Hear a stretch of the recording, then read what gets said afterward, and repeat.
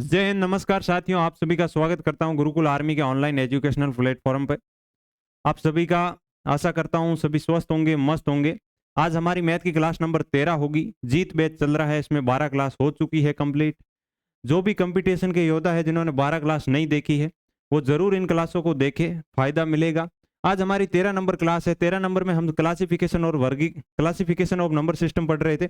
संख्याओं का क्लासिफिकेशन पढ़ रहे थे या वर्गीकरण पढ़ रहे थे, संख्याओं को बांट रहे थे। सम संख्या में, विषम संख्या में, पूर्ण संख्याएं कौन सी होती है, अभाज्य संख्याएं कौन सी होती है, कंपोजिट नंबर कौन से होते हैं, ये सभी बांट रहे थे। इनमें हमने कल क्या पढ़ा था सर? कल हमने पढ़ा था परिमेय संख्याएं कौन सी होती है, अपरिमेय संख्याएं कौन सी होती है, और सम संख्याएं कौन सी होती है, और विषम संख्याएं कौन सी होती है। थोड़ी बहुत इनकी प्रॉपर्टी पढ़ी थी। और जो साथी अभी तक क्या हुआ है, बैठा नहीं है पेन कॉपी लेके और टेबल पे, वो एक बार फिर से निवेदन करता हूं, मैथ की क्लास कोई बिना पेन कॉपी नहीं देखे, फायदा रहेगा, न सो के देखे। तो आज की जो हमारी क्लास होगी वो होगी कल की क्लास का थोड़ा सा रिपीटेशन कर लेते हैं। क्लासिफिकेशन और वर्गीकरण संख्याओं को पढ़ रहे थे। सम संख्याएं कौन सी होती है? तो सम संख्याएं सर 2n के फॉर्म में होती है, मतलब कि जो 2 से विभाजित होती है तो वो सभी की सभी सम संख्याएं होती है। और विषम संख्याएं कौन सी होती है या ओड नंबर कौन से होते हैं सर? जो 2n+1 की फॉर्म में होते हैं। ये फॉर्म याद नहीं रहे कोई दिक्कत नहीं है। जो 2 से विभाजित नहीं होती है वो सभी की सभी विषम संख्याएं होती है। इसमें हम कुछ प्रॉपर्टी है थोड़ी पढ़ेंगे, वो कल नहीं पढ़ी थी। तो एक थोड़ा सा जो इन्होंने पेज बचा है वो इन प्रॉपर्टी को लिख ले। प्रॉपर्टी कौन सी है? प्रॉपर्टी ये है कि ओड में ओड नंबर जोड़ा जाए। क्या किया जाए? ओड नंबर के अंदर ओड नंबर या जोड़ा जाए या घटाया जाए तो क्या होगा सर? इवन नंबर प्राप्त होगा। कैसे होगा वो हम यहाँ पे अप्लाई करके देखेंगे। क्या करेंगे? यहाँ जो हमने इस साइड में जगह बची है ये अप्लाई करने की जगह है। इस पेज पे अप्लाई करके देखेंगे कि सम विषम संख्या के अंदर विषम संख्या को जोड़ा जाए या घटाया जाए तो हमेशा सम संख्या प्राप्त होगी। और सम संख्या के अंदर सम संख्या को जोड़ा जाए या घटाया जाए तो हमेशा सम संख्या ही प्राप्त होगी। और ओड नंबर के अंदर इवन नंबर को जोड़ा जाए तो ओड नंबर प्राप्त होगा। और इवन नंबर के अंदर ओड नंबर जोड़ा जाए तो ओड नंबर प्राप्त होगा। मतलब कि दोनों संख्याएं ओड नंबर ली जाए तो हमेशा इवन नंबर प्राप्त होता है, या दोनों संख्याएं सेम रखी जाए, इवन नंबर लिया जाए तो भी इवन प्राप्त होता है। जबकि दोनों को डिफरेंट लेने पर, डिफरेंट कैसे सर? एक ओड हो जाए एक इवन हो जाए तो हमेशा ओड संख्या ही प्राप्त होती है। ये इनकी प्रॉपर्टी है। जिन्होंने नहीं लिखी वो लिख ले। मैं क्लास में बेफालतू की 1% भी बात नहीं करता हूं, कॉन्सेप्ट टू कॉन्सेप्ट चलता हूं। अगर मेरी स्पीड आपको ज्यादा लगे तो थोड़ी स्लो करके देख लेना, और जिसकी माइंड की कैपेसिटी थोड़ी ज्यादा है तो वो क्या करे, स्पीड को डबल करके देख सकता वीडियो के अंदर। अब हमें थोड़ी सी इस पे अप्लाई करेंगे। ओड नंबर कोई भी नियम क्या होता है? जो ये नियम होते हैं, जो प्रॉपर्टी होती है, वो ऐसा नहीं है कि छोटी संख्याओं पे लागू होती है और बड़ी संख्याओं पे लागू नहीं होती है। वो चाहे कितनी भी छोटी संख्या हो, चाहे कितनी भी बड़ी संख्या हो, सभी संख्याओं पे क्या होगी? लागू होगी। तो इसलिए हम छोटी पे लागू कर लेंगे, उन पे लागू हो गई तो इसका मतलब बड़ी पे ऑटोमेटिक लागू हो जाएगी। ओड के अंदर ओड जोड़ा जाए, ओड के अंदर क्या किया जाए? ओड को जोड़ा जाए। ओड नंबर के अंदर ओड नंबर को जोड़ा जाए। 3 के अंदर आप 5 जोड़ लीजिए। ये क्या दोनों विषम संख्या है? तो सर हमें क्या देखने को मिला? 8 मिला, जो कि एक सम संख्या है। हमें पहली प्रॉपर्टी एक एक एक पॉइंट पे या एक उदाहरण पे लागू हो गई तो इसका मतलब सभी उदाहरण पे लागू होगी। अगर एक उदाहरण पे लागू नहीं होती तो प्रॉपर्टी किसी पे भी लागू नहीं होगी। और भी कोई उदाहरण लेना चाहे तो 1+11 ले लीजिए। ये क्या है सर? ये भी दोनों विषम संख्या है, जबकि इनको जोड़ोगे तो सर एक सम संख्या आएगी। जोड़ में कर लिया, अब गुण माइनस में कर लीजिए। 7 माइनस आप 3 कर लीजिए सर 4 आएगा। विषम संख्या में से विषम संख्या को घटा लीजिए। पहली प्रॉपर्टी अभी अप्लाई कर रहे हैं तो सर हमें क्या मिला? सम संख्या देखने को मिली। घटाने पर भी मिल गई, जोड़ने पर भी मिल गई। पहली प्रॉपर्टी कंप्लीट हो गई, मिट गई। उदाहरण खुद से बना सकते हो, मैंने उदाहरण समझाने के लिए लिए थे। इसके अलावा अगर हम आगे बढ़े, क्या करें सर? हम फिर आगे बढ़े, आगे बढ़े तो सर हम लेंगे इवन नंबर। इवन नंबर के अंदर इवन नंबर जोड़ने का प्रयास करेंगे। सर 2 के अंदर 4 जोड़ लीजिए, हमें क्या देखने को मिलेगा सर? 6 मिलेगा। इवन के अंदर इवन जोड़ा तो क्या मिला सर? इवन ही मिला। इवन के अंदर इवन घटा लीजिए, 10 - 6 कर लीजिए, 4 मिला सर। दोनों इवन नंबर है, 10 भी इवन नंबर है, 6 भी इवन नंबर है। घटाने पर भी सर हमें इवन नंबर मिला। इसका मतलब प्रॉपर्टी 2 ही फॉलो होती। इसी प्रकार आप प्रॉपर्टी 2 या 3 भी लेना चाहे तो 3+10 ले लीजिए। एक ओड नंबर ले लीजिए, एक इवन नंबर ले लीजिए, फिर भी हमें क्या मिलेगा? 13, जो कि एक ओड नंबर है। प्रॉपर्टी नंबर 3 भी अप्लाई हो रही है। और एक काम आपके लिए होमवर्क हो जाएगा, चौथी जो प्रॉपर्टी है उनके खुद के उदाहरण से अप्लाई करके देखना होता है कि नहीं होता। ये अपनी प्रॉपर्टी है, कल नहीं पढ़ी थी तो आज इसको उतार ले कॉपी में, कहीं भी प्रॉपर्टी उतार ले, इनके उदाहरण खुद से उतारना चाहे तो एक एक उदाहरण उतार लीजिए ताकि आसानी से रिवीजन करो तो याद आ जाए, अन्यथा कोई जरूरत नहीं है। फिर आगे बढ़ते हैं सर, हम कहाँ बढ़ते हैं, ये भी बहुत इंपॉर्टेंट प्रॉपर्टी है या बहुत इंपॉर्टेंट काम की चीज है। इनमें से सवाल कैसे बनेगा, जब भी हम इनकी आगे प्रैक्टिस करेंगे, मैंने आपको पहले भी बोला था क्लासिफिकेशन पे हम मिनिमम 45 से 40 सवाल प्रैक्टिस करेंगे। तो उनमें सब इन पे नियम देखोगे, क्वेश्चन इतने बड़े बड़े और इनसे आप इतने आसानी से उड़ाओगे इन प्रॉपर्टी के दौरान, तो आपको पता चलेगा सर इनका क्या महत्व है, इनसे क्वेश्चन कैसे मिल जाएगा वो आगे प्रैक्टिस में पता चल जाएगा। अब सिर्फ हम देख लेते हैं, ओड नंबर हो उसकी पावर ओड हो, जैसे कि कोई भी सर ओड नंबर ले लिया, उसकी पावर ओड लेंगे तो सर हमें ओड ही देखने को मिलेगा। आप 5 की पावर 3 ले लीजिए सर 125। इनमें सब में देख लिए आपने विषम संख्या ली और उसकी पावर भी विषम लगाई तो सर हमें विषम संख्या ही देखने को मिली, और यही हमारी प्रॉपर्टी नंबर 1 बोल रही है। और दूसरी क्या बोल रही है, ओड की इवन लीजिए आप, 5 की पावर 2 लीजिए, क्या मिलेगा सर हमें 25 मिलेगा। 7 की पावर आप 2 ले लीजिए, सर हमें फिर भी क्या मिलेगा सर, ओड नंबर मिलेगा। क्या मिला सर, ओड संख्या ली, विषम संख्या ली, उसकी हमने पावर सम की कि 2 की पावर आप 2 नहीं ले सकते, 2 सर इवन हो जाएगा, 2 आप नहीं ले सकते, आप कोई भी ले लीजिए, 9 की पावर आप 2 ले लीजिए, आपको 81 देखने को मिलेगा। सर हमने ओड नंबर लिया बट उसकी पावर अब की बार क्या की सर, इवन नंबर ली, तो हमें फिर भी हमें ओड नंबर देखने को मिला। प्रॉपर्टी नंबर 2 भी फॉलो हो रही है, प्रॉपर्टी नंबर 1 भी फॉलो हो रही है। अब सर हमें प्रॉपर्टी नंबर 3 एक बार अप्लाई करके दिखा दीजिए, चौथी हम खुद से कर लेंगे। ये जो साथी जवाब दे रहा है ना, ये बड़ा मजेदार साथी है क्योंकि इतना शानदार सहयोग दे रहा है। तो हम क्या करेंगे, इवन नंबर लेंगे, उसमें ओड पावर लगाएंगे। इवन नंबर कोई भी ले लीजिए, उसकी पावर आप ओड लगा लीजिए। सर 2 की पावर 3 लगाए तो 2 एक सम संख्या है और 3 एक विषम संख्या है, तो सर हमें 8 देखने को मिलेगा।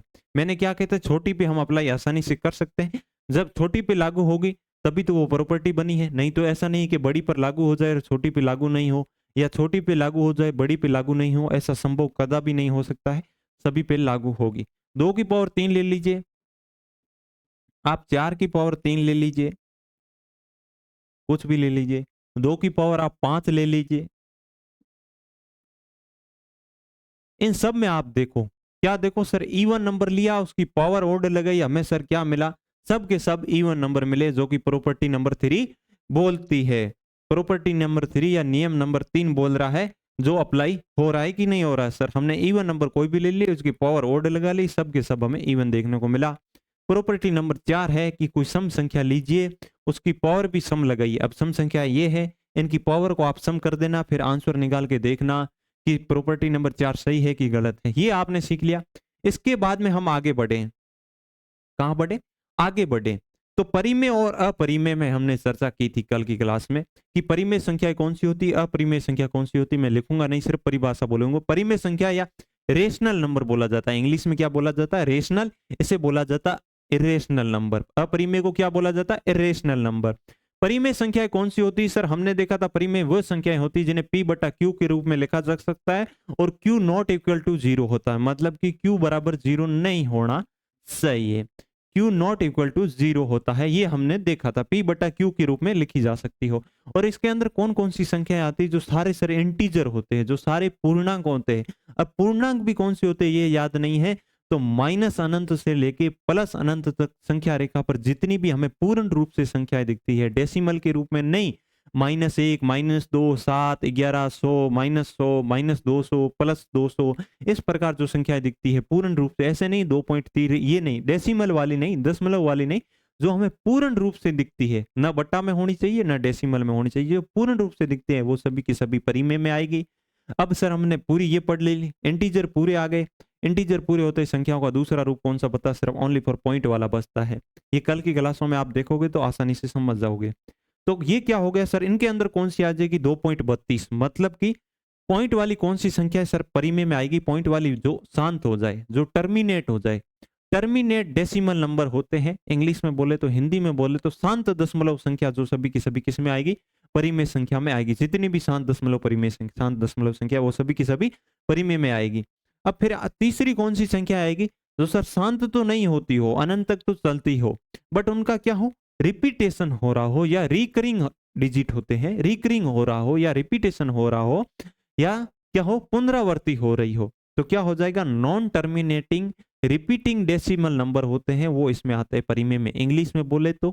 और हिंदी में बोले तो उसे क्या बोल देंगे, अशांत पुनरावर्ती दशमलव संख्या। अशांत पुनरावर्ती दशमलव संख्या जितनी भी होती है, पुनरावर्ती अशांत दशमलव जितनी भी संख्याएं होती है, वो सभी की सभी परिमेय संख्या में आ जाएगी। नाम बहुत बड़ा है, स्पष्ट है कि 2 पॉइंट के बाद में संख्याओं का क्या हो, लगातार रिपीटेशन हो रहा हो, 3 3 3 3 चल रही हो और अनंत तक चल रही हो, उन्हें बोला जाता है ये non terminating repeating decimal number. 2.3 उसके ऊपर बार लगा देना। अब अपरिमेय कौन सी होती है सर, जो परिमेय की परिभाषा है उसकी उल्टी हो जाएगी, जैसे P बटा Q के रूप में नहीं लिखा जाता हो। P बटा Q के रूप में कौन कौन सी संख्याएं नहीं लिखी जाती, तो इसमें जान लो, नॉन रिपीटिंग और नॉन टर्मिनेटिंग, मतलब कि जो इसमें आ रही, रिपीट हो रहा है, अनंत तक चल रही है, बट वो रुकनी तो नहीं चाहिए, इंटीजर तो पूरे इसमें घुस गए, तो अब हमारे पास ऑप्शन बचा सिर्फ डेसिमल में। डेसिमल में 2 टाइप तो इसमें घुस गए, तो 2 टाइप में कौन कौन सा, एक टाइप बचा हमारे पास जो रिपीट भी नहीं हो रही हो, रुक भी नहीं रही हो और रिपीट भी नहीं हो रही हो, जैसे कि 2.3 2 6 4 2 9 7 8 ऐसे ऐसे चल रही हो, इनमें हमें कोई सीक्वेंस पता नहीं चल रहा हो, इन्हें बोला जाता है non terminating non decimal, non terminating non repeating decimal number बोला जाता है। नाम बड़ा है, काम इसका स्पष्ट है कि हमें कोई सीक्वेंस पता नहीं चल रहा है, हम इसे बार के रूप में नहीं बना सकते हैं, वो सभी की सभी अपरिमेय में आ जाएगी। इसके अलावा सर क्या आएगा, सर इसके अलावा पाई होगा, ये हमने कल की क्लास में सीखा था, रिपीट कर रहा हूं, पाई होगा वो इसमें आ जाएगा सर।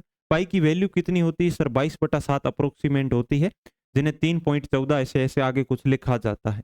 ई होता है, ई की वैल्यू क्या होती है, ई की भी एक वैल्यू होती है, वो भी मैंने कल की क्लास में बताई होगी, नहीं बताई है तो मैं अभी बता देता हूँ।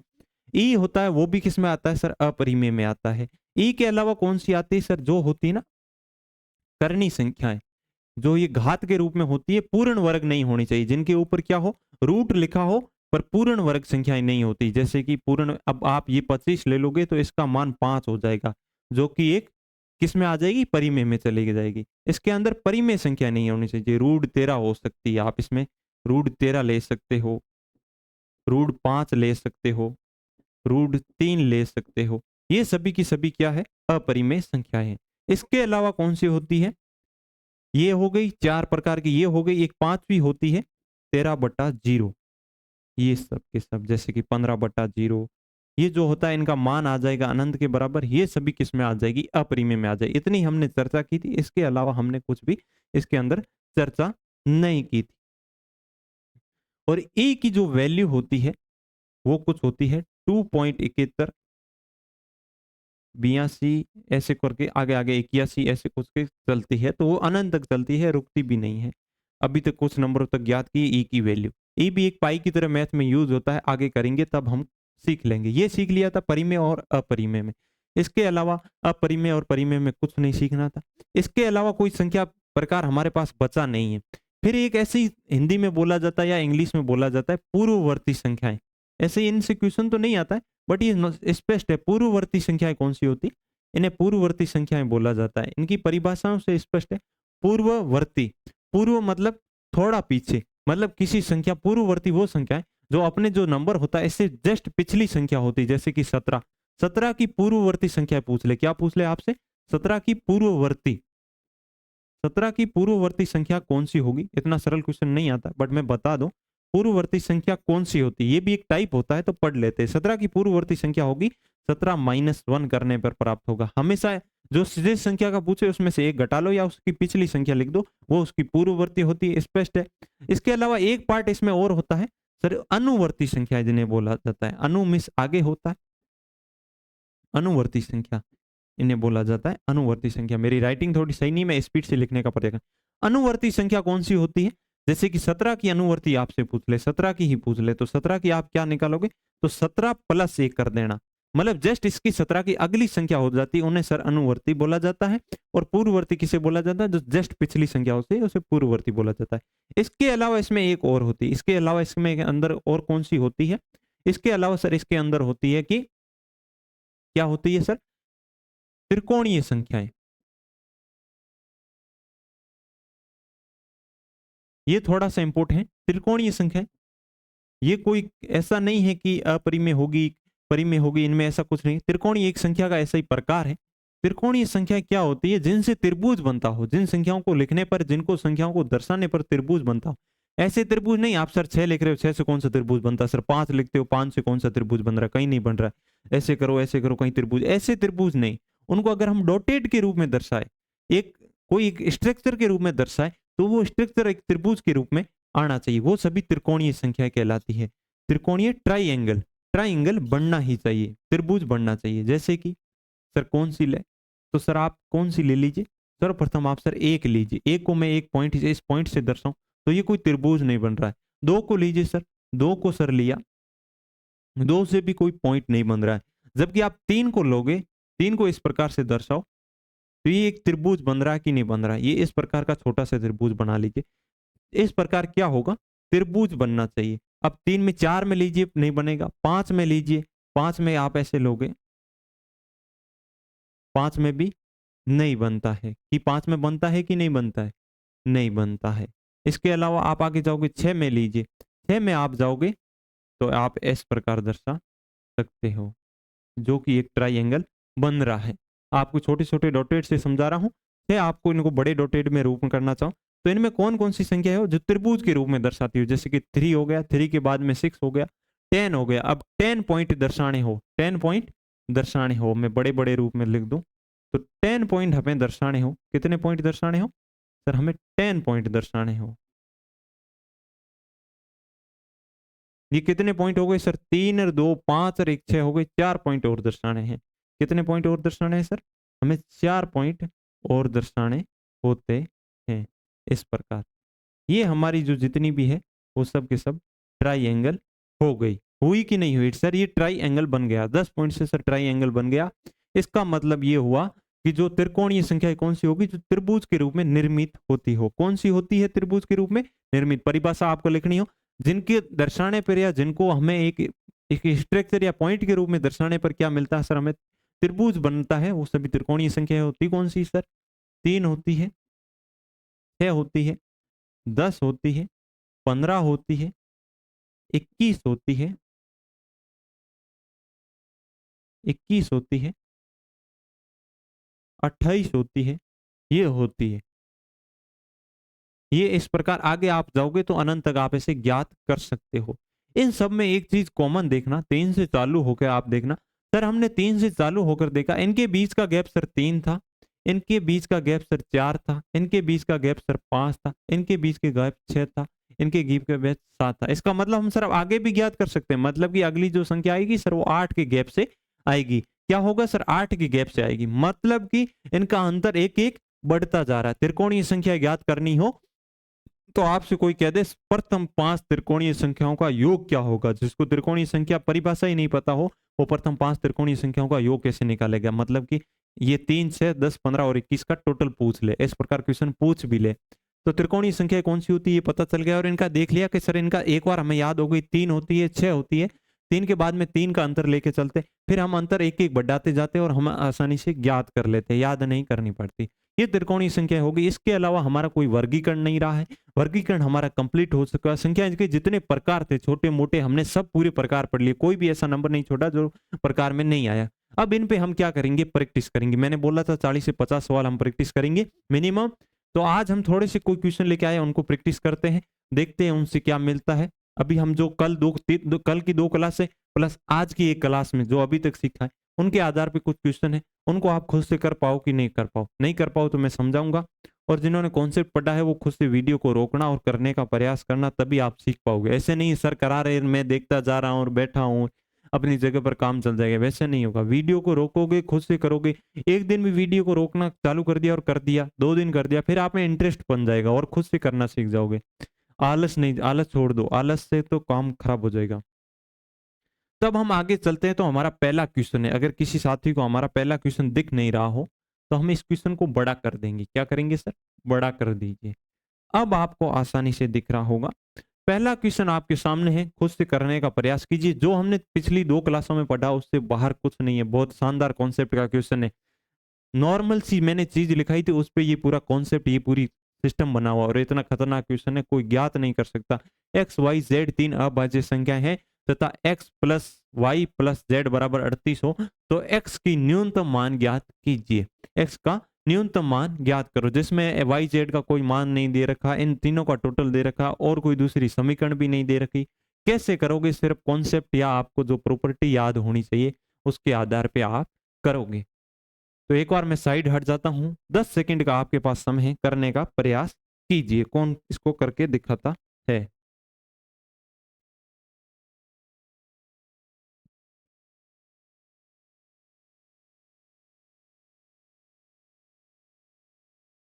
जो साथी इसका स्क्रीनशॉट लेना चाहे वो स्क्रीनशॉट भी ले सकता है। क्या कर सकता है? स्क्रीनशॉट भी ले सकता है।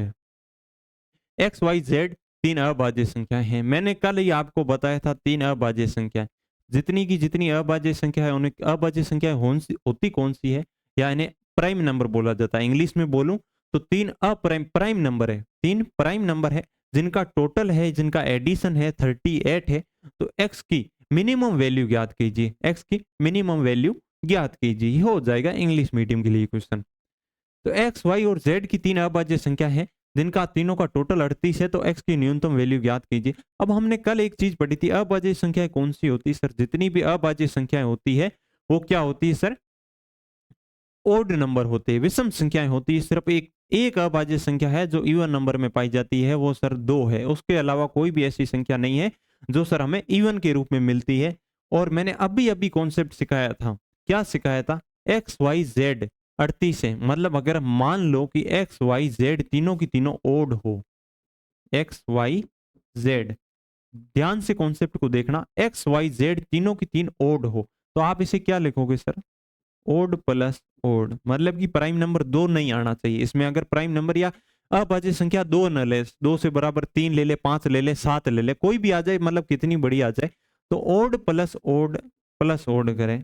अभी अभी आपको सिखाया है, दो संख्याओं को ओड करने पर, दो संख्याएं ओड को ओड में जोड़ने पर, या विषम संख्या को विषम संख्या के साथ जोड़ने पर सर इनका जो टोटल होगा वो सर इवन नंबर प्राप्त होगा। अब फिर से हमारे पास इन दोनों का इवन आ गया और तीसरी हमारे पास ओड बची थी। अब इवन में आप ओड जोड़ोगे तो क्या बन रहा था सर? हमने देखा था इवन के अंदर ओड जोड़ रहे थे तो ओड बन रहा था। प्रॉपर्टी पढ़ी थी कि नहीं पढ़ी थी?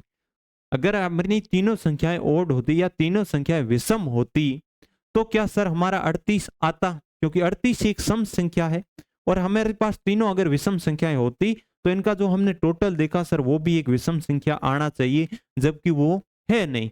38 एक क्या है? सम संख्या। इसका मतलब इसके अंदर कोई ना कोई इवन नंबर है। दो ओड हो सकते हैं, तीसरा अगर मान लो इवन हो तो इनका तो टोटल इवन आ गया, तीसरा नंबर इनके साथ इवन हो तो क्या सर इवन बन रहा है कि नहीं बन रहा सर? तो इसका इवन बन रहा है, इवन बन रहा है और क्वेश्चन में भी इवन दिया हुआ है। तो इसका मतलब कॉन्सेप्ट सीधा सा समझे कि नहीं समझे? क्या हो रहा है कि सर इन तीनों में से कोई ना कोई तो इवन होगा, अन्यथा इनका टोटल करने पर एक इवन नंबर नहीं आ सकता, क्योंकि तीन ओड संख्याओं को जोड़े तो ओड नंबर प्राप्त होता है। अगर इनमें दो ओड हो सकती है और एक इवन हो सकती है, दो इवन तो हो ही नहीं सकती, क्योंकि दो इवन तो कोई प्राइम नंबर होता ही नहीं है, सिर्फ एक ही इवन नंबर प्राइम होता है। तो इसका मतलब जो एक ही इवन नंबर आ रहा है, तीसरा मान लो अगर इस फॉर्मेट में है, किस में है सर? हमने देखा ओड प्लस इवन के फॉर्मेट में है, विषम प्लस विषम प्लस सम के फॉर्मेट में है। तो सम तो एक ही इवन नंबर होता है, तो मतलब कि यहाँ जो तीसरी संख्या है उसकी वैल्यू 2 हमारे पास फिक्स हो गई। तो मतलब कि जेड की वैल्यू हम फिक्स कर ले, तो क्या कर ले सर? हमें पता चल गया। इन सब से कॉन्सेप्ट से पता चल रहा है कि नहीं चल रहा है सर? इस कॉन्सेप्ट से हमें पता चल रहा है। क्वेश्चन आपने पढ़ लिया, नहीं पढ़ा तो अब समझ लिया होगा। अब मैं थोड़ा सा इसको छोटा करके कॉन्सेप्ट को पूरा करने का प्रयास करता हूं। ये पढ़ लिया, ये पढ़ने के बाद में आपने सीख लिया sir odd plus even sir हमें 38 हो रहा है। तो सर हमें इवन की इसकी वैल्यू हमें सर पता चल गई, इसकी वैल्यू 2 होगी। अगर 2 हम किसी एक की मान ले सर, जेड की मान ले, अगर जेड बराबर 2 मान ले तो हमारे पास दे क्या रखा sir? X plus y plus z की वैल्यू 2 आ गई, 2 आते ये 38 हो गया। हुआ कि नहीं हुआ? x प्लस वाई करें तो सर हमारे पास 36 आ गया। अब x प्लस वाई दोनों ओड नंबर होने चाहिए और प्राइम नंबर होने चाहिए। हमें पूछ रहा है x की न्यूनतम वैल्यू लेनी होगी। अब इनमें y की मैक्सिमम वैल्यू ले लो इवन में या ओड में, या इसमें x की आप न्यूनतम वैल्यू ले लो इवन नंबर, क्या प्राइम नंबर होना चाहिए और ओड नंबर होना चाहिए, सॉरी प्राइम नंबर और ओड नंबर होना चाहिए। प्राइम नंबर सबसे छोटा 2 होता है, वो तो सर हमने ले लिया। इसके बाद में छोटा कौन सा होता है, हमने न्यूनतम पूछी सर, हम 3 ले, तो यहाँ 36 है। तो y की वैल्यू सर क्या आनी चाहिए? सर y की वैल्यू 33 आएगी, तभी तो 36 बनेगा कि नहीं बनेगा। तो आप देखिए कि 33 प्राइम नंबर है। सर 33 प्राइम नंबर नहीं है। x को हम अगर 3 ले ले तो सर हमारा y है वो क्या आ रहा है? प्राइम नंबर नहीं आ रहा है। तो इसका मतलब हुआ ये हुआ कि हम इसको क्या नहीं ले सकते सर? 3 नहीं ले सकते। 3 लेते ही सर हमारी y क्या आ जाएगी? एक सर कंपोजिट नंबर आ जाएगा, एक भाज्य संख्या आ जाएगी। तो इसका मतलब ये हो गया कि सर हम 3 नहीं लेंगे। 3 से बड़ी कौन सी प्राइम नंबर होती है सर? 5 होती है। 5 लीजिए, इधर सर 5 लेते, इधर 31 होना जरूरी हो जाएगा, क्योंकि 36 टोटल हमें 36 बनाना है। अब ये दोनों देखिए क्या सर प्राइम नंबर है? हाँ सर, दोनों की दोनों अभाज्य संख्या है। और y क्या, x क्या आ रहा है? न्यूनतम वैल्यू आ रही है, क्योंकि 2 आ गई, 3 रखा तो 3 हो नहीं सकता। तो अब उससे थोड़ी बड़ी करने पर सर एक ही संख्या बचती है जो छोटी है, जो क्या है? Prime number. तो हमारे पास x की वैल्यू क्या आ गई? ये आ गया हमारे पास x plus y plus z बराबर 38 है। तो हमने ये पता लगा लिया, x सर 5 होगा, ये सर 31 होगा, ये हमारा 2 होगा, तभी सर हमारा 38 होगा, और तीनों की तीनों प्राइम नंबर होगी जो क्वेश्चन की पूरी शर्तों को मानेंगे। तो अब हमें पूछा है x की न्यूनतम वैल्यू, जो कि हमें ब ऑप्शन में देखने को मिल रही, तो इसका ब ऑप्शन सही हो गया। अब हमें सर x की अधिकतम वैल्यू पूछ लेता, तो सर अधिकतम वैल्यू ये हो सकती थी, क्या हो सकती थी? इधर न्यूनतम ले लेंगे तो इधर अधिकतम आ जाएगी। तो सर अधिकतम वैल्यू पूछ देता तो 31 हो जाती, और न्यूनतम पूछी है तो 5 होगी। अब हमारा नेक्स्ट क्वेश्चन हो जाएगा। नेक्स्ट क्वेश्चन आपके सामने है, नेक्स्ट क्वेश्चन आपके सामने है, क्या है ये? नेक्स्ट क्वेश्चन आपके थोड़ा इसमें एन स्क्वायर है, इसको मैंने एन स्क्वायर के फॉर्मेट में लिखना बोला था, जो कि टाइपिंग में मिस्टेक हो गई है, तो इसको मैं सही कर देता हूं। एन क्या होगा? ये सब स्क्वायर के रूप में है साथियों, बिल्कुल भी किस में नहीं है? n2 के रूप में नहीं है। मैं इसको स्क्वायर के रूप में लिखूंगा दोबारा से।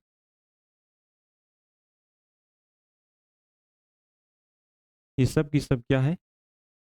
एन स्क्वायर है।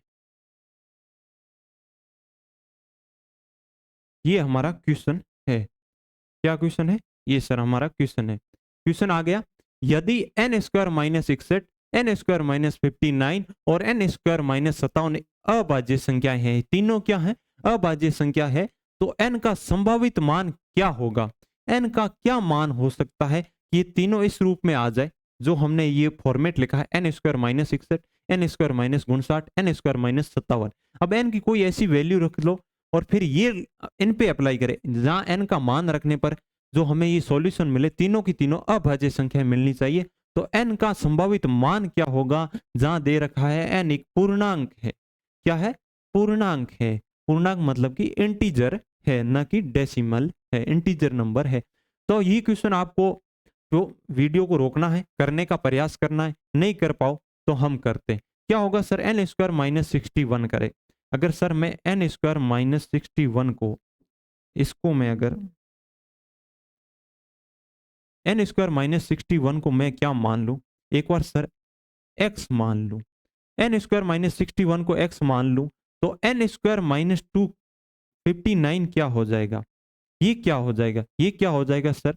एक्स प्लस 2 हो जाएगा। कैसे होगा वो अभी समझा देता हूं। एन स्क्वायर माइनस 61 को मैं मान लेता हूं एक्स, तो एन स्क्वायर माइनस 59 क्या हो जाएगा? अब मेरे को ये बताइए, अगर एन स्क्वायर माइनस 61 को मैं इसके साथ में 2 जोड़ूं, इसके साथ में 2 जोड़ूं, तो क्या हमें ये देखने को मिल रहा है कि नहीं मिल रहा? सर हाँ, इसमें माइनस में 2 जोड़ेंगे तो प्लस घट जाएगा, और जो बड़ा चिन्ह है उसकी संख्या रह जाएगी। तो माइनस, इसका क्या फॉर्मेट बनेगा सर? इसका सॉल्यूशन हमारे पास आया, एन स्क्वायर माइनस 59 आ रहा है। और इसकी वैल्यू मैंने अभी अभी क्या मानी थी सर? एन स्क्वायर माइनस 61 को क्या माना था सर, एक्स माना था। तो इसकी जगह मैं एक्स लिख दूं और इसके साथ में 2 लिख दूं, तो क्या मैं एन स्क्वायर माइनस 59 को एक्स प्लस 2 लिख पाया कि नहीं लिख पाया। तो इसी प्रकार मैं अगर इसके आगे लिखना चाहूं, किसको किसको इसको एन स्क्वायर माइनस 57 को मैं अगर लिखना चाहूं, तो एन स्क्वायर माइनस 57 को मैं क्या लिख सकता हूं सर, आप इसको एक्स प्लस 4 लिख सकते हो। कैसे लिखोगे वो मैंने अभी बताया। एन स्क्वायर माइनस 61 में आप 4 जोड़ के देखो तो ये 57 आ जाएगा और एन स्क्वायर माइनस 61 की जगह आप एक्स रख देना। तो ये हमारे पास आ गया, क्या बच गया सर, हमारे पास जो आ गया एक्स, एक्स प्लस 2 और एक्स प्लस 4 दे रखा है क्वेश्चन में। हमें कोई मतलब नहीं है एन से, हमें अगर इनको दूसरा रूप देखना पड़े तो एक्स, एक्स प्लस 2 और एक्स प्लस 4 के रूप में सभी संख्याएं देखने को मिल रही है, जो तीनों की तीनों अभाज्य संख्याएं। मैंने आपको कल एक प्रॉपर्टी बनाई थी, मैंने क्या बताया था कि सर अपरि जो होती है प्राइम नंबर होती है या अभाज्य संख्याएं होती है जिन्हें अनंत तक सभी अभाज्य संख्याओं में सिर्फ एकमात्र एक ऐसा जोड़ा पाया जाता है जो एन, एन प्लस 2 और एन प्लस 4 के रूप में पाया जाता है। एन प्लस 4 के रूप में पाया जाता है, जिसमें एन की वैल्यू 3 होती है और 5 होती है और 7 होती है। 3 और 5 7 का सिंगल एक ऐसा जोड़ा होता है जो इस फॉर्मेट में पाया जाता है। पूरी कौन सी अभाज्य संख्याओं में आप एक से लेके अनंत तक जा सकते हो। तो इसका मतलब एन की वैल्यू हमारे पास 3 आ गई, यहाँ एक्स माना है तो हमारे पास एक्स की वैल्यू 3 आ गई। क्या आ गई सर, इस जोड़े से हमें पता चल गया एक्स की वैल्यू 3 आ गई। अब एक्स की वैल्यू 3 आ गई और जबकि एक्स बराबर हमने क्या माना था सर, एन स्क्वायर माइनस 61 बराबर क्या आ गया सर, 3 आ गया। अब एन स्क्वायर इधर कीजिए, क्या आ गया सर हमें, ये आ गया 64। अब आप क्या कीजिए, दोनों साइड अंडर रूट लीजिए, दोनों साइड अंडर रूट लोगे तो क्या आ जाएगा सर, एन की वैल्यू 8 आ जाएगी। क्या आ जाएगी, एन की वैल्यू 8 आ जाएगी। जिसको अंडर रूट नहीं लेना आता है वो 6 क्लास की किताब को खोले और अंडर रूट ले लीजिए। अंडर रूट लेते ही इधर सर अंडर रूट लोगे तो इसकी तो पावर हट जाएगी और इधर 64 में अंडर रूट लोगे तो 64 का अंडर रूट कितना होता है सर, 8 होता है और इसकी पावर हट जाएगी तो एन बराबर 8 हमारा आंसर आ जाएगा। तो एन का मान क्या आ गया, संभावित मान सर हमारा 8 आ गया, जो कि द ऑप्शन में देखने को मिल रहा है। इस क्वेश्चन को शानदार है, बहुत शानदार क्वेश्चन है, एसएससी में प्रीवियस इसका क्वेश्चन है, सीजीएल लेवल का क्वेश्चन है। आप इसको वापस से करने का प्रयास करना, वीडियो को देखना, 2 बार देखना और करना। अगला क्वेश्चन फिर से आपके सामने ला के रख रहा हूं।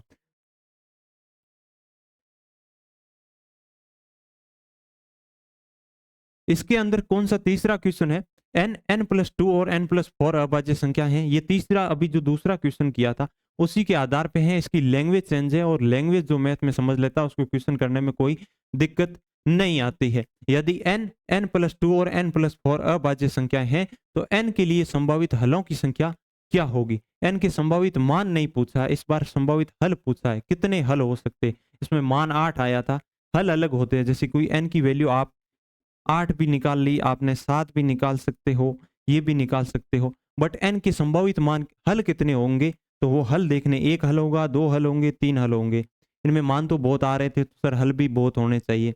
जबकि मैंने क्या बोला था, ये सीधा सा कॉन्सेप्ट बेस्ड क्वेश्चन है। क्या है सर, एक ही फॉर्मेट हमें मिला था सर, एन, एन प्लस 2 और एन प्लस 4 अगर अभाज्य संख्या है तो एन की वैल्यू 3 होगी, 3 के अलावा कोई दूसरा मान हम रख नहीं सकते। एन की वैल्यू फिक्स 3 होगी तो 3 के अलावा कोई दूसरा मान रख नहीं सकते। तो ये क्या है, इसका एक ही हल है, इसके कोई दूसरा हल नहीं रख सकते। दूसरा हल रखते ही क्वेश्चन गलत हो जाता है, क्योंकि पूरे प्राइम नंबर में एक ही ऐसा जोड़ा पाया जाता है। अब इसकी लैंग्वेज चेंज है। अब आप पिछले क्वेश्चन में देखोगे तो उसमें पूछा एन का संभावित मान पूछा है, जो इसमें फॉर्मेट चेंज नहीं किया है, बट एन की संभावित मान पूछा है। तो मान हमारा 8 आ गया था क्योंकि समीकरण बनाई थी, और इसमें समीकरण बिल्कुल भी नहीं बनाई है, सीधा दे रखा है। तो एन उसमें भी हमारे एन की जो वैल्यू ली थी, यहाँ पे मैंने बोला था एक्स बराबर हम 3 से ज्यादा नहीं रख सकते, और इसमें भी एन बराबर 3 से ज्यादा नहीं रख सकते। तो इसका हल एक ही होगा, कितना होगा, जो कि ब ऑप्शन में देखने को मिल रहा है। इसके अलावा हमारा नेक्स्ट क्वेश्चन है, लैंग्वेज मैंने कहा था समझ लेना, 1 से 70 तक कितनी अभाज्य संख्याएं होगी। अब किसी को अभाज्य संख्याओं का नहीं पता है, 1 से लेकर 100 तक अभाज्य संख्या मैंने पिछले वीडियो में बताया था सर 25 होती है। 1 से लेके 50 तक कितनी होती है सर, 15 होती है। और 50 से लेके कितने, 50 से लेके 100 तक सर 10 होती है, और 100 से लेके सिर्फ 10 होती है। कितनी होती है, 10 होती है। और 100 से लेके 200 तक सर 21 होती है। कौन कौन सी होती है, अगर मैं लिखना चाहूँ तो आप आसानी से लिख के बता सकता हूं। सर पहली हमारी कौन सी होती है? अभाज्य संख्याएं पूछिए। पहली सर 2 होती है, 3 होती है, 5 होती है, 7 होती है, 11 होती है, 13 होती है, 17 होती है, 19 होती है, ये हो जाएगी 23 होती है, 29 होती है, इसके बाद में 31 होती है, और इसके बाद में होती है कौन सी होती है सर? 37 होती है, इसके बाद में सर 43 होती है, होती है कि नहीं होती है? 41 भी होती है, ऐसे होती है। ये सभी संख्याएं क्या होती है? प्राइम नंबर होते हैं। इनको आप सबको याद करना होगा। याद करने के लिए मैं आपको एक बार मैं चार्ट के रूप में है तो ये सब संख्याएं होती है। आप क्या करोगे?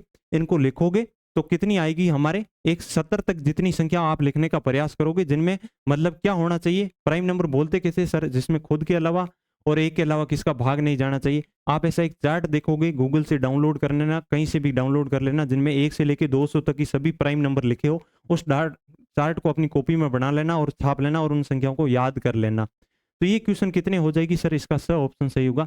1 से लेके 70 तक 19 संख्याएं होगी, जो क्या होगी? अभाज्य होगी। इसका हमारा नेक्स्ट क्वेश्चन रहेगा, कौन सा रहेगा? प्रथम 10 अभाज्य संख्याओं का योग ज्ञात करना हो। प्रथम 10 अभाज्य संख्याएं कौन सी होती है? ये आपको याद होना चाहिए।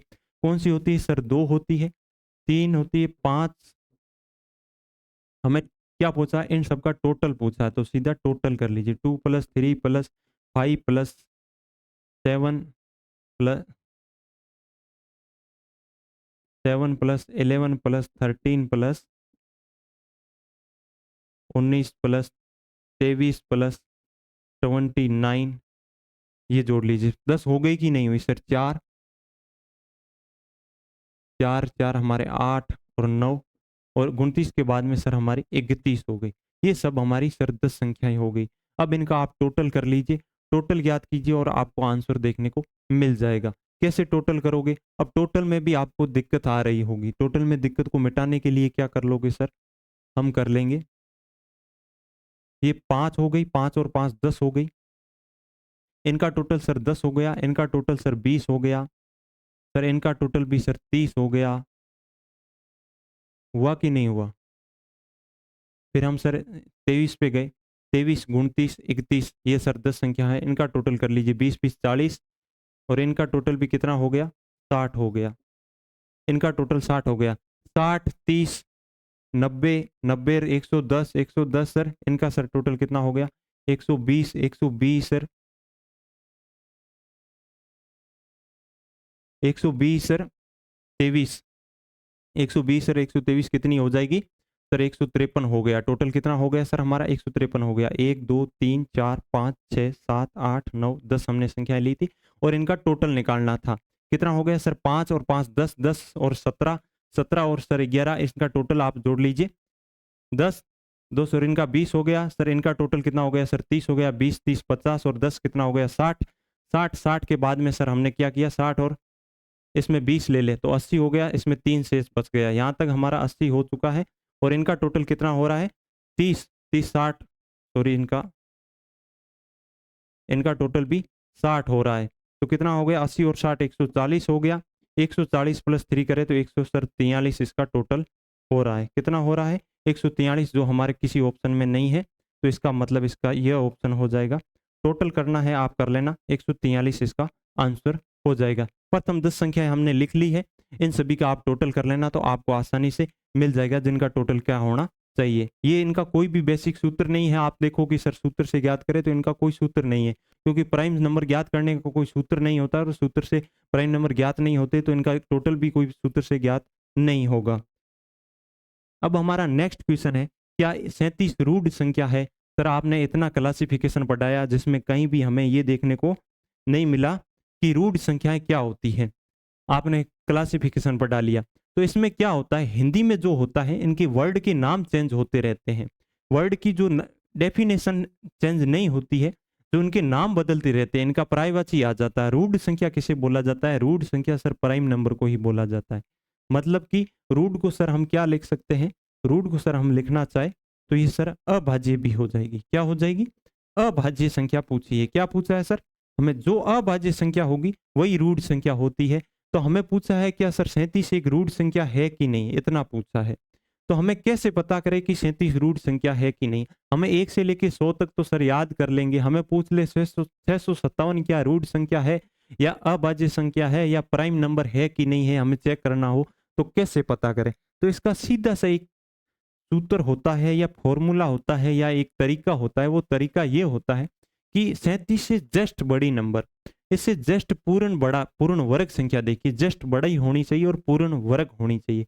पूर्ण वर्ग कैसे? जैसे कि 1, 4, 9, 25, 36, 49, मतलब ये 7 का वर्ग है, ये 6 का वर्ग है, ये 5 का वर्ग है। पूर्ण वर्ग संख्या होनी चाहिए। तो 37 से जस्ट बड़ी पूर्ण वर्ग संख्या कौन सी होती है?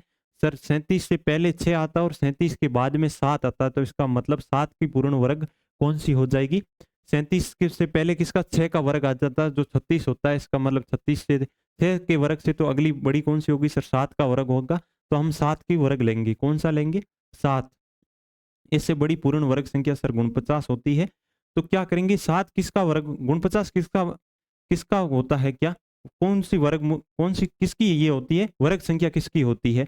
तो ये होती है सर वर्ग संख्या 7 की होती है। 7 का पूर्ण वर्ग करें तो हमें सर 49 प्राप्त होता है। अब जो 7 से जितनी भी छोटी अभाज्य संख्या है उनका क्या करना होता है? 37 में भाग देना होता है। 7 का देख के चेक करोगे, 5 का देना पड़ेगा, 3 का देना पड़ेगा और 2 का देना पड़ेगा। इससे 7 से छोटी कितनी होती है? सर 4 ही होती है। तो 4 का भाग देके चेक करना पड़ेगा। 7 का भाग 37 में नहीं जाता है। 5 का भाग दोगे 37 में, फिर भी नहीं जाता है। 37 में 5 का भाग नहीं जाता, ये तो इतना तो आता ही होगा। 3 का भाग आप 37 में दोगे, फिर भी नहीं जाएगा। क्यों नहीं जाएगा? सर 37 में आप 3 का लिखोगे तो सर 1 शेषफल बच जाएगा। और भाग कैसे देना है वैसे पता नहीं चले तो भाजकता के नियम से इतना ही तो देखना है कि भाग जाएगा कि नहीं जाएगा। हमें भागफल ज्ञात नहीं करना है। तो आप कैसे कर लोगे? भाजकता के नियम से। क्या कैसे कर लोगे? सर अंकों का योग करेंगे। अगर वो 3 से भाज्य नहीं है, 3 और 7 10 होता है, 10 में 7 3 का भाग नहीं जाता तो 37 में भी नहीं जाएगा। तो 3 का भाग नहीं जा रहा, 5 का नहीं जा रहा, 7 का नहीं जा रहा। अब 7 से छोटी एक ही और प्राइम नंबर बचा है 2 का, और 2 का तो वैसे भी नहीं जाता। 2 का उनमें जाता है जिनका अंतिम अंक क्या होता है? सर 0 2 4 6 8 होता है, और जबकि ये 7 है।